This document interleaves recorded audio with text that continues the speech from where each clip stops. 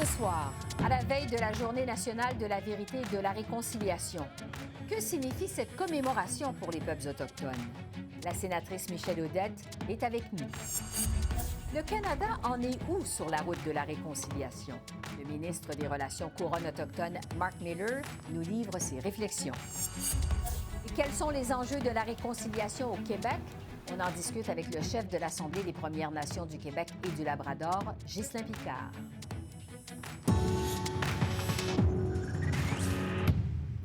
Bonsoir, Mesdames, Messieurs, et bienvenue à cette édition de l'Essentiel qui est consacrée à la Journée nationale de la vérité et de la réconciliation qui sera célébrée demain au pays.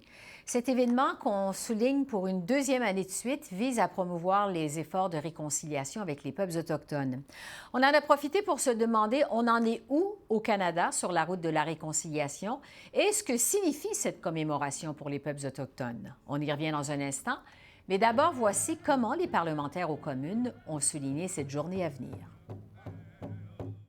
Demain sera la Journée nationale de la vérité et de la réconciliation, une occasion de réfléchir à l'histoire tragique du colonialisme et l'impact intergénérationnel des pensionnats. Reconciliation is a shared agreement to live and prosper together. Cette journée, elle doit être faite à la fois de mémoire et de réflexion, d'être et de devenir. Il est donc nécessaire de nous le rappeler aujourd'hui. Toute réconciliation ne pourra être achevée qu'à partir du moment où l'on aura accédé à la vérité.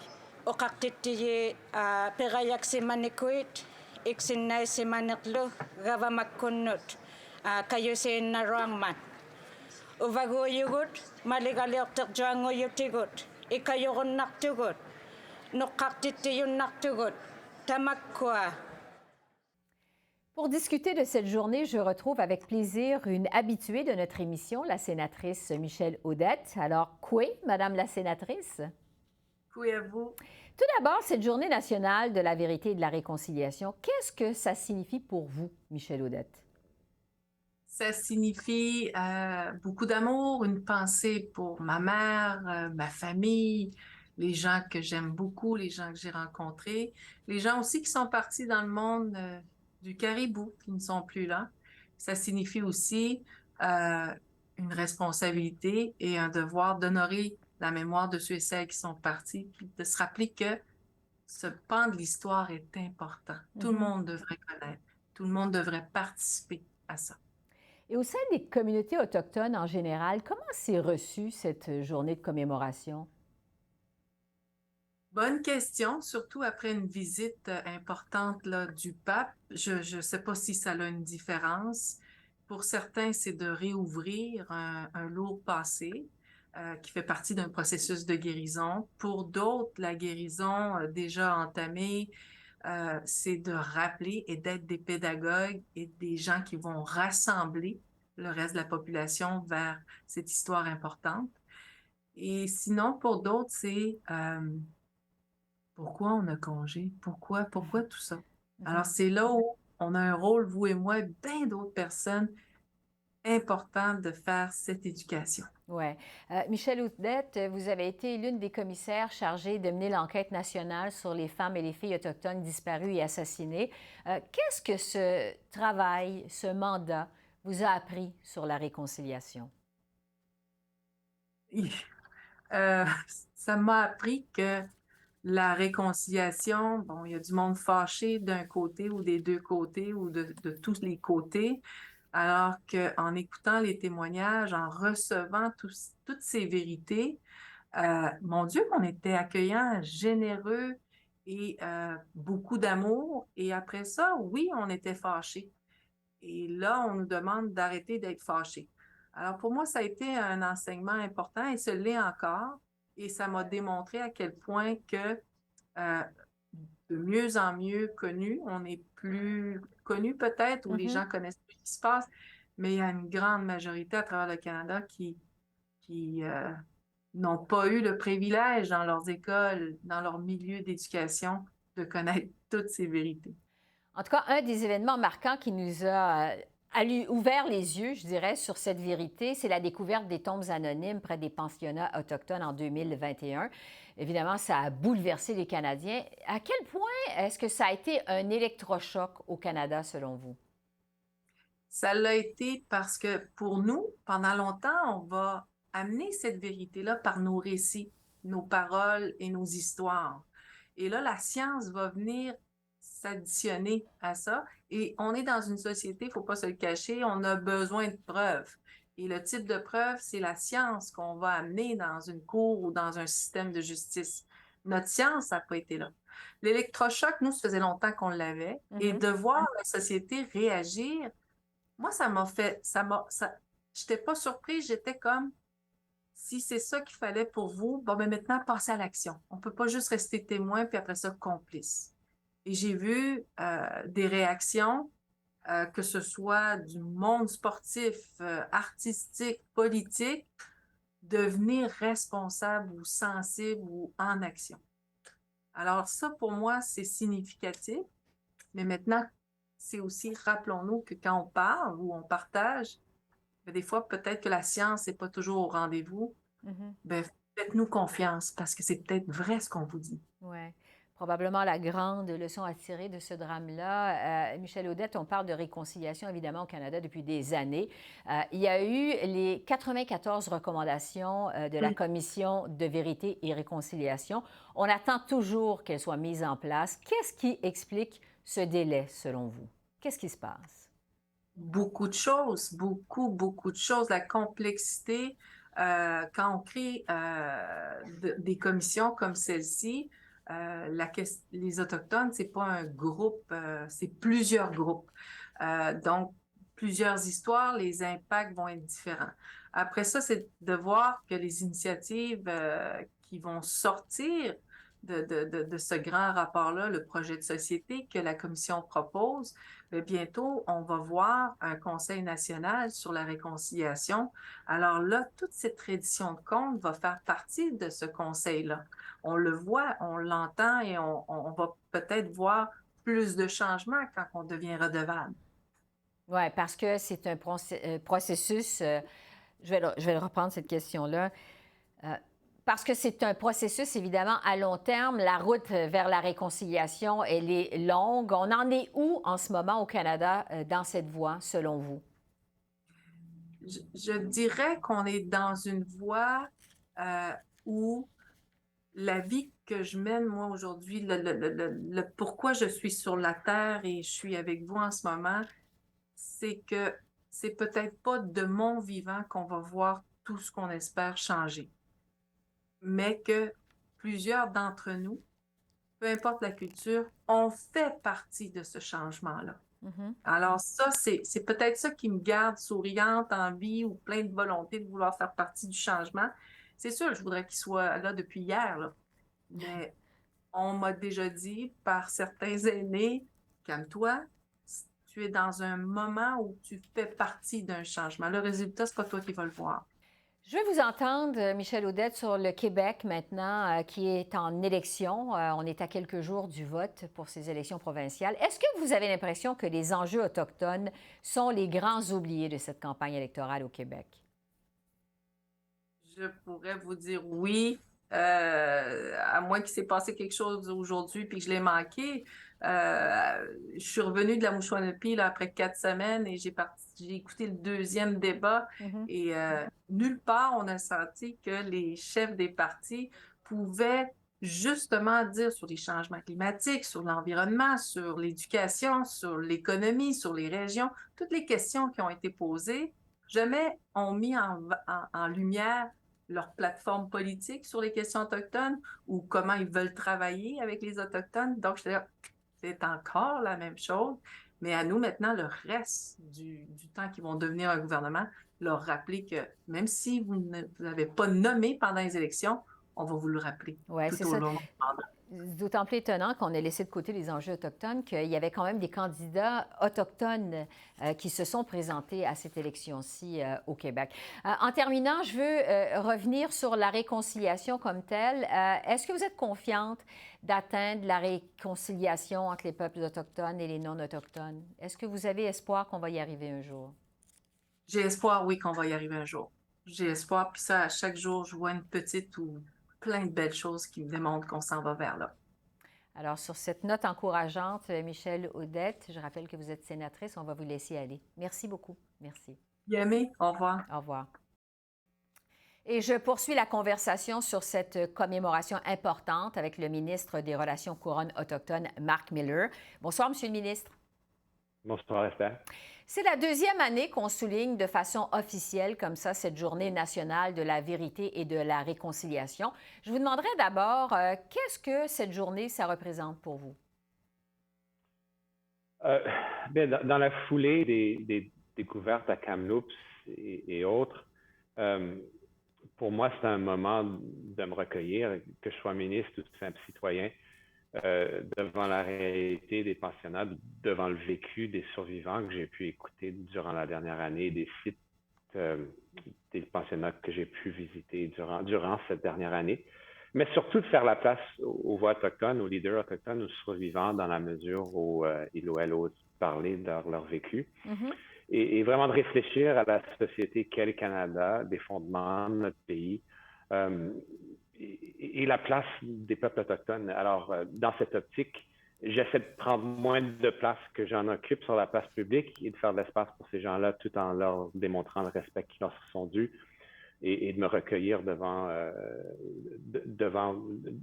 peu importe où je suis, mais en compagnie de survivants et de leadership autochtone la journée en tant que telle. Oui, c'est ça. Parce qu'on parle de réconciliation depuis longtemps au Canada, mais je veux revenir sur justement les découvertes des tombes anonymes près des pensionnats autochtones au printemps de 2021. Vous en parliez il y a un instant. Ça a été un véritable électrochoc pour les Canadiens. Jusqu'à quel point vous pensez que ces découvertes ont changé notre perception des peuples autochtones et de l'importance surtout que revêt cette réconciliation aujourd'hui? Je pense que le dialogue de société a évolué durant la dernière année, surtout avec la venue très publique du pape. Il y a beaucoup d'emphase sur les enjeux autochtones. Il ne faut pas oublier qu'il y a beaucoup d'ignorance qui perdure et quand on parle de réconciliation, il faut nécessairement parler de vérité, évidemment précurseur de la réconciliation. Et dans ce contexte-ci, l'effort qu'on a fait, que ce soit comme gouvernement, mais comme société entière, de nier cette réalité que les Autochtones ont vécue, ont souffert pendant bien avant que le Canada existe.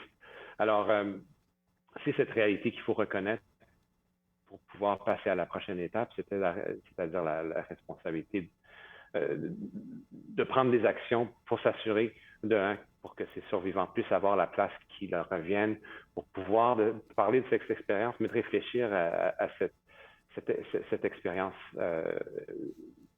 fatale de notre société qui a résulté à des pensionnats autochtones et le système d'éducation qui a pu donner du fioul dans les pensionnats, mais aussi le système d'éducation que j'ai vécu moi-même qui a nié cette réalité ou qui l'a tout simplement ignorée. J'ai beaucoup d'espoir, ceci étant dit. Je vois mes enfants qui sont bien mieux éduqués, bien mieux instruits que je ne l'étais en ce qui a trait à ces enjeux-là, mais aussi la réforme de l'éducation dans les réserves et à travers le Canada. Mais tout le système qui a appuyé ce déni de la réalité autochtone, c'est-à-dire la façon dont moi-même j'ai été éduqué, il y a une réforme qui s'effectue et je vois ça dans l'éducation de mes enfants qui en apprennent bien plus que j'en ai appris moi-même, à une bonne école quand même. Et ça arrive partout au pays. Alors, je ne suis pas une personne qui est indûment optimiste, mais j'ai beaucoup d'espoir. Oui, parce que, bon, vous le dites, il y a des actions qui ont été prises. Entre autres gestes posés, au mois de juin dernier, vous avez nommé une interlocutrice spéciale indépendante pour les enfants disparus et les sépultures anonymes pour faire le lien, en fait, avec les familles survivantes. C'était quoi l'objectif de cette nomination exactement? Plusieurs volets. Les survivants qui ont parlé ont deux objectifs. Un, de pouvoir passer à la guérison, mais aussi de pouvoir avoir une certaine redevabilité, rendement de compte, s'assurer qui est justice. Kim Murray va remplir ce rôle indépendant. C'est pas la dernière venue, ayant été commissaire à la commission vérité, réconciliation et très impliquée dans le domaine. Mais aussi pour pouvoir faire cette consultation au courant d'une année, pour pouvoir poser des gestes concrets, recommander ce qu'on doit faire comme étape, comme gouvernement. Sachez qu'on est un peu dans l'inconnu comme gouvernement. On n'a pas le contrôle de la chose, on ne devrait pas l'avoir. Et d'avoir une personne avec le vécu, l'autorité de Kim Murray pour pouvoir aller dans les communautés, parler aux survivants, parler aux experts, pour dire, écoutez, le gouvernement, vous devez faire ceci et cela, poser des gestes concrets. On peut parler à des recherches, des recherches d'ADN, des prises de toutes sortes de fouilles intrusives qui peuvent être très blessantes dans les communautés. Toutes les choses qui restent à faire que le gouvernement n'a pas encore fait, ce seront des choses qui seront recommandées par Kim, parce que c'est une personne d'envergure, c'est une personne qui est bien connue dans les communautés et il y a une certaine confiance en cette personne qui ne serait pas nécessairement bien placée dans le gouvernement. Pourtant, quand on parle de réconciliation, on dirait qu'on revient toujours sur les mêmes défis et les mêmes situations inacceptables qui perdurent. Je pense notamment au fameux dossier de l'accès à l'eau potable dans les communautés. Votre gouvernement avait promis en 2015 de régler cette question d'ici le mois de mars 2021. Pourquoi est-ce que ce n'est pas encore réglé? C'est inacceptable que ça ne soit pas réglé, disons-le clairement. Je ne suis pas ici pour justifier la réalité de la chose. Il reste qu'il y a eu des investissements significatifs, des milliards de dollars, un règlement juridique très important qui va assurer qu'il y ait des investissements dans les communautés qui sont affectées. Là, on est rendu à 80% des communautés qui ont de l'eau potable. Plusieurs communautés qui sont en voie de lever leurs avis d'ébullition à long terme. Ce n'est pas le gouvernement du Canada qui dicte le pas à ces communautés, bien qu'il y ait des communautés qui ont de l'eau pure et fiable, qui n'ont pas encore levé leurs avis à long terme parce qu'ils veulent des assurances. Et ont ce scepticisme bien justifié d'avoir vécu dans les communautés pendant 20-25 ans, et comme Neskandaga au-delà de 2 décennies, avec des avis d'ébullition d'eau. Les investissements sont là, le vérificateur général l'a dit clairement, mais ça prend des actions sur le terrain, ça prend la formation de gens qui ont des formations en mathématiques, en chimie très avancées, et puis ça prend des investissements soutenus. Et c'est ça on s'en est assuré, mais ça va prendre des investissements constants et qu'on veille au grain de façon constante. Oui. Il y a aussi, Monsieur le ministre, les recommandations de la Commission sur la vérité et la réconciliation, la Commission qui avait émis quelques 94 appels à l'action en 2015. Comment vous expliquez qu'ils ne sont toujours pas en place?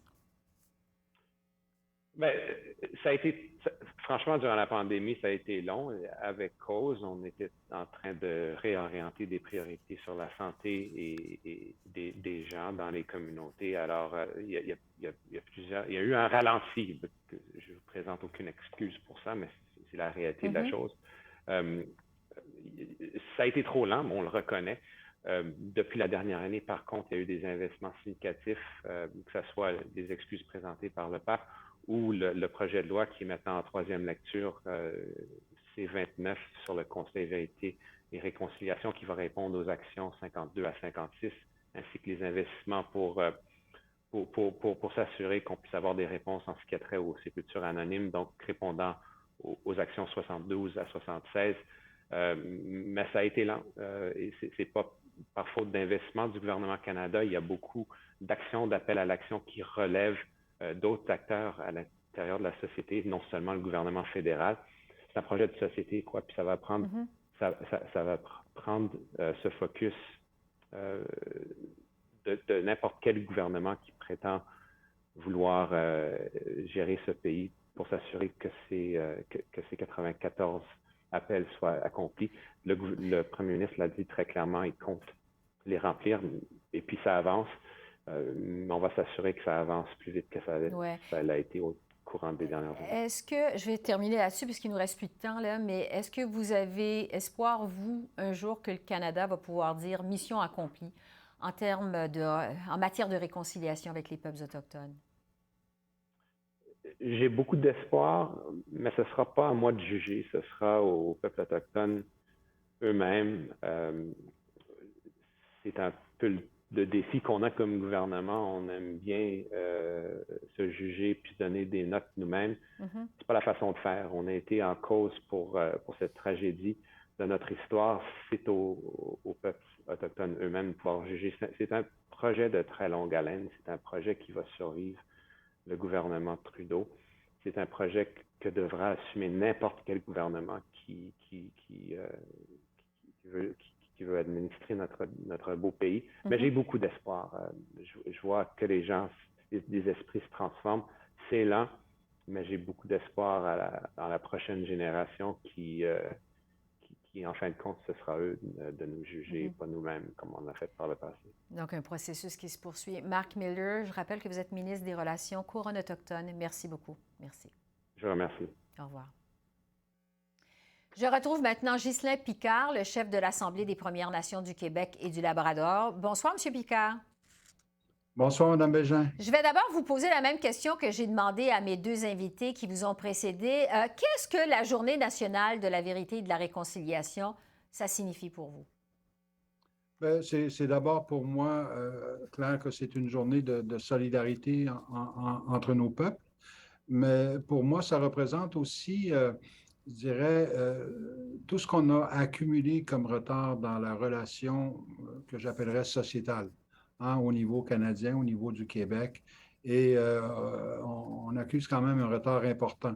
Je dis souvent qu'on a beaucoup appris des gens autour de nous, mais que les gens autour de nous ont appris très, très peu de choses sur notre réalité à nous. Donc, si on doit parler de vérité, bien, c'est beaucoup ça, cette relation qui était méconnue, une relation finalement où il y avait peu ou pas d'intérêt à en savoir davantage sur nos peuples. Réconciliation, parce que c'est aussi un moment de se réconcilier avec l'histoire qui n'a jamais été positive pour nos peuples autochtones. Donc, c'est un moment, je pense, où on doit vraiment, je dirais, mettre à terre tous les tabous. Et trouver une façon de peut-être se donner les conditions nécessaires pour une coexistence beaucoup plus harmonieuse entre peuples. Ouais. Et est-ce que vous avez le sentiment, en fait, qu'on progresse sur la route de la réconciliation au Canada? Est-ce qu'il y a du progrès qui a été fait? Ben, je dirais d'abord, il y a peu de personnes qui peuvent nier que les enjeux autochtones occupent de plus en plus de place dans l'espace public. C'est sûr qu'on n'est sans doute pas à la hauteur de ce qu'on souhaiterait comme éducation. Donc, ça demande beaucoup de la part d'organisations comme la nôtre, parce qu'on a aussi cette responsabilité-là de promouvoir l'éducation sur la réalité de nos peuples. Et je pense que ça passe beaucoup aussi par ce que j'appelle, moi, peut-être une absence de compréhension de la réalité telle que nous la vivons à l'intérieur même de nos nations. Et pour moi, ça, c'est un aspect extrêmement important.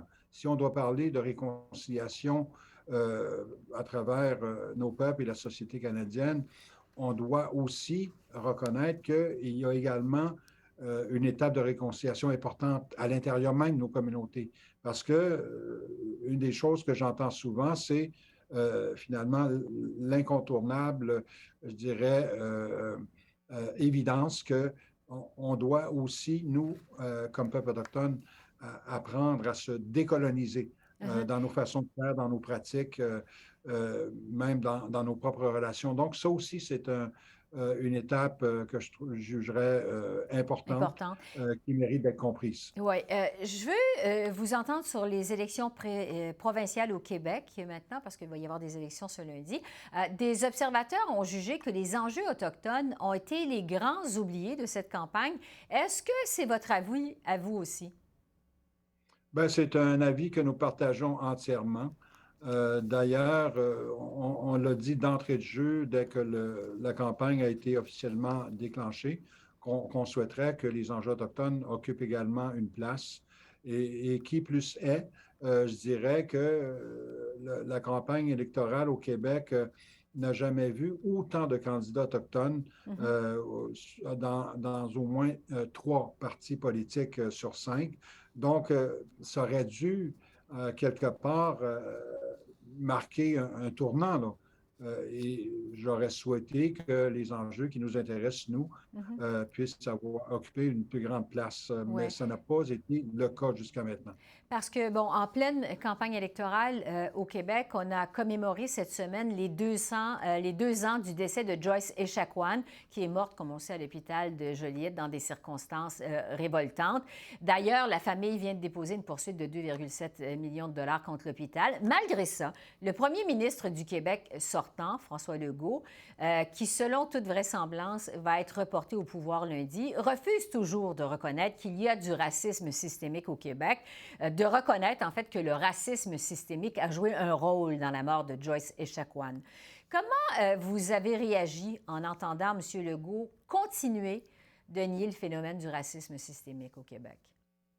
Bien, écoutez, c'est pour moi la réaction d'un gouvernement qui est confortable, hein. Comme vous le dites vous-même, la véritable campagne se joue pour la 2e place, hein, pour lundi prochain. L'opposition officielle. Donc, c'est ça, l'opposition officielle et le gouvernement sortant va se retrouver à nouveau dans le siège du conducteur. Donc, on a un gouvernement qui est confortable dans sa position et qui, selon moi, va maintenir sa position quant au racisme systémique, même si ça reflète finalement une position qui est totalement isolée du reste du consensus qu'on connaît à l'échelle du pays, même ailleurs. Et pour moi, ben, j'étais à Manawan hier avec le mari de Joyce, Carole, et pour moi, c'est très clair. La chose que j'ai réitérée, c'est qu'on doit continuer à militer pour que le principe de Joyce soit accepté, reconnu dans son entièreté, qui inclut cette notion de racisme systémique. Donc, je pense que d'un côté, il y a peut-être l'acharnement du gouvernement sortant, mais d'un autre côté, il y a aussi la détermination de nos peuples. Donc, je dirais qu'on verra jusqu'où ça peut aller. Mais ceci dit, c'est extrêmement important qu'on puisse insister sur le fait que des gestes concrets doivent être posés à la lumière de ce qui est encore malheureusement trop répandu au Québec dans le système de santé. Il nous reste quelques secondes, Ghislain Picard. Je veux revenir sur la réconciliation de façon générale avec vous. Donc, il y a du progrès encore à faire. Est-ce que vous gardez espoir qu'on va y arriver au Canada? Bien, je demeure très optimiste parce que je pense que l'état des dossiers actuellement, là où nous en sommes aujourd'hui, je nous verrais difficilement retourner en arrière pour les raisons que je citais plus tôt. C'est qu'on a eu des évidences extrêmement douloureuses, mais marquantes en même temps là, au cours des 2 dernières années. Et selon moi, là, ce que je constate, c'est une plus grande ouverture en savoir davantage sur nos peuples. Et c'est la journée de demain. Là. Avant d'arriver à la réconciliation, il faut passer par la vérité. Et ça aussi, c'est une étape importante. Merci de nous le rappeler. Ghislain Picard, chef de l'Assemblée des Premières Nations du Québec et du Labrador. Merci beaucoup. Merci, au revoir. Merci, madame. Merci, madame Bégin. En terminant, si jamais ces entrevues ont ravivé chez vous des souvenirs douloureux ou déclenché des émotions difficiles, un mot pour vous dire que vous pouvez vous confier ou obtenir de l'aide en tout temps au numéro de téléphone que vous voyez à l'écran. Alors voilà, c'est là-dessus que se termine notre émission d'aujourd'hui, le 29 septembre. Demain, toute la programmation de CEPAC sera consacrée à la Journée nationale de la vérité et de la réconciliation. Esther Bégin qui vous remercie d'être à l'antenne de CEPAC, la chaîne d'affaires publiques par câble. Je vous souhaite une excellente fin de soirée et je vous dis à bientôt.